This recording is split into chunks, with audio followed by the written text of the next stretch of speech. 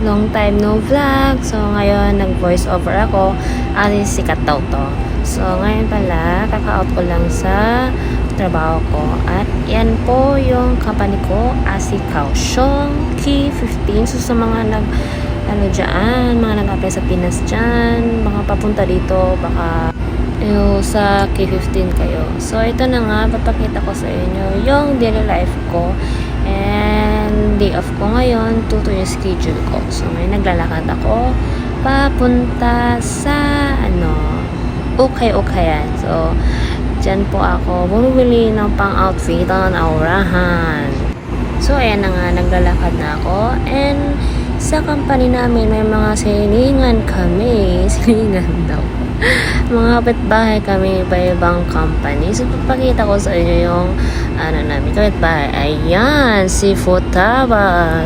Japanese na company. Pero, hindi ko alam masyado yan. Tapos, yan, si Giant Chef Maroa. So, ayan, konting pasilip sa mukha kong bilog ang buwan. Bilog ang mukha pala. Yan. Ang lamig pala kasi winter dito sa Taiwan. Akala ko nga na hindi malamig. So, ayan na nga. Papunta na nga tayo sa Ukay-Ukayan. So, fast forward tayo. Yan, naka-fast forward na yan para mabilis. Yan, mukha ko. Poya. Yan, makikita nyo na rin kung saan ako nag-ukay-ukay sa pagkalabas lang din ng mga trabahante dito. Ayan, napakita ko sa inyo. Mag-zoom yan mamaya. So, may naghintay ako. Ay, hindi pa pala. Yan. So, ito na nga, mga kabeshi. Yan, 50 NT lang yung ukay-ukayan dito. So, ayan, napasilip ko sa inyo yung mga ukay-ukay nila dito. Yan, papasok tayo. So, ayan lang naman yung mga benta nila. Yan. Wait lang. Mga jacket kasi winter pa kasi ngayon.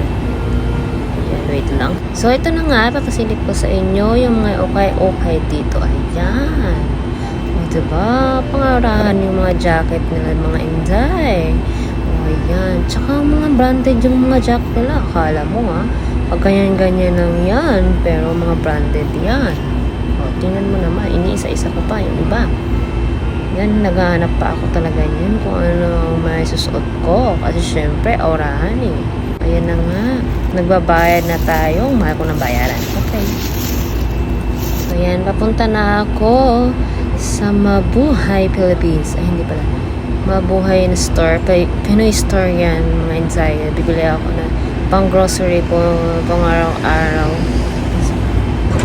Kasi nauubos na yung yung pagkain ko sa aking mga stock. So, ayun lang naman. Pinakita ko lang yung mukha ko again. Lakad lang tayo ng lakad. Okay. So, ito pala yung Asi New Dorm. So, dalawa yung dorm namin. Yung pinakaluma, yung DC dorm. Tsaka yan yung pinakabago. Kaya nga Asi New Dorm, diba? Ayan. So, yun nga. Pabida talaga lagi yung mukha ko eh. Gusto ko talaga ipakita sa inyo yung mukha kung malapat. So, ayan na nga. Ano ba nangyari sa akin? So, ayan. Pupunta na tayo. Lalakad lang naman ako. Ayan lang naman. Aurahan yan. Kahit sa paglalakad, nagka-aurahan pa. Sige, baka mabangga ka dyan. Tagal ka. Maabutan ka ng sasakyan. Lagot ka talaga. Dilakad lang tayo ng lakad. Okay. So, dadaan tayo dito sa may Asi New Dorm kasi maraming bilihan. Kasi maraming mga Pinay dyan eh. Kaya dito tayo dadaan. So, ito na nga yung mga Filipino store yung malapit sa Asi New Dorm. Super 8. And yun ang mga Pinay na bumibili ng mga penta, mga pagkaing Pinoy. O, ayan. Yan yung Asi New Dorm. Ano ba yan? Hindi ko pala sa baba lang bro. Pinapakita ko lang shadow. So, ayan. Napunta na nga talaga ako sa Mabuhay. Hindi ko na talaga pinakita yung Asi New Dorm. Ayan, bumili ako ng mga prutas, orangey. Ayan. Bumili ako kasi tatakam ako. Tsaka mura lang. Ang malaki yung avocado nila. Pero hindi pa masyadong hinog. Kaya ayan, binili ko.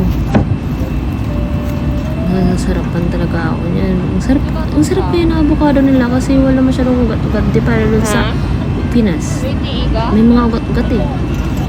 Kala mo lang, So, ayan nga, bumili na nga ako.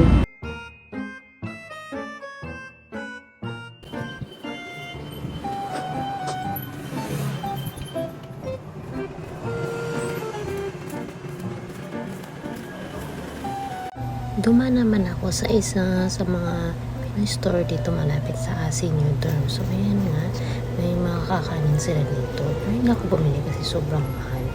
May nakakatakam ng tingnan.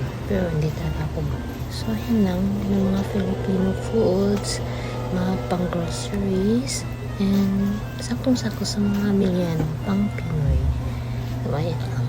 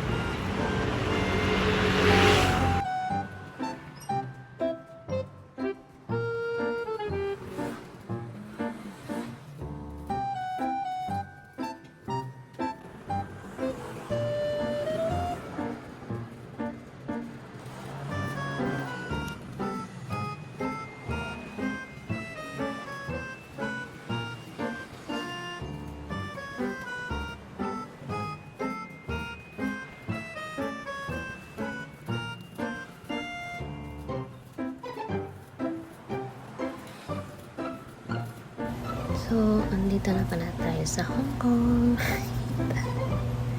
Di ba ganito yung style sa Hong Kong? Ayan, tingnan nyo guys. So, ayan, namimili na ako dito sa Mabuhay Store. Kasi pinakamura siya dito. Ayan, namimili ako para sa mga pang-grocery ko sa isang week. Isang week ba? Yung mga dinatalang naman. So, ayan, kumuha. Tingin-tingin ako ng pang-live show. So, ayan, nakapili na ako and ready to uwi na ako. And, bumili muna ako ng mga pang-ulam ko. So, ayan yung mga Pinoy foods na ulam.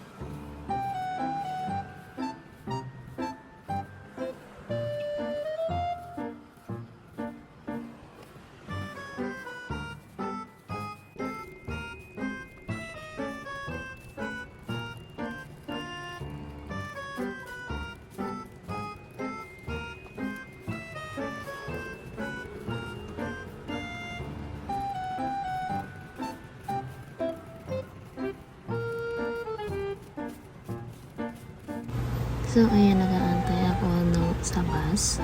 Ayan, papunta dun sa dorm namin. So, init tayo, kaya ganyan yung aurahan ko. Kaya tinatakit ko kasi sobrang init na. Kasi yun mga time yung mga 9 na. So, ito na nga, dumating na rin yung bus namin. And ready to home na home. So, ayan na, yung bus namin. Pakasosyal. So, ang pamasahe niya is 12.80. Kasi wala akong card. Ang naman yung card ko. Napaka-poor ko. So, ayan. Lupo na ako. So, update ko na lang kayo. Enjoy watching guys. Go na ako. 下一站翠屏路口。